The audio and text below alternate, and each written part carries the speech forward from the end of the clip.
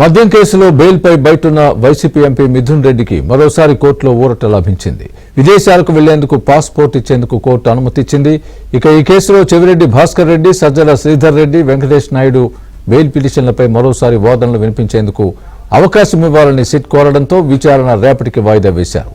మద్యం కుంభకోణం కేసులో ఇప్పటివరకు 48 మందిని నిందితులుగా చేర్చగా ముంబైకు చెందిన అనిల్ చోక్రాను లిక్కర్ స్కామ్ కేసులో 49వ నిందితుడిగా చేరుస్తూ ఏసీబీ కోర్టులో సిట్ అధికారులు మెమో దాఖలు చేశారు.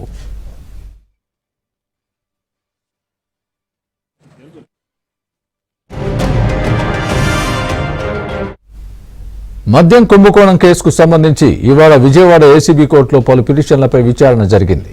వైసీపీ ఎంపీ మిథున్ రెడ్డి ఈ కేసులో ఇప్పటికే అరెస్ట్ అయి 71 రోజుల పాటు రాజమండ్రి జైలులో రిమాండ్ ఖైదీగా ఉన్నారు. ఇటీవల కోర్టు బెయిల్ మంజూరు చేయడంతో బయటకొచ్చారు. సోమవారం మద్యం కేసు విచారణ సమయంలో తన పాస్పోర్ట్ ఇప్పించాలని, ఎంపీ హోదాలో విదేశాల్లో జరిగే అధికారిక కార్యక్రమాల్లో పాల్గొనాల్సి ఉన్నట్టు ఏసీబీ కోర్టులో పిటిషన్ వేశారు.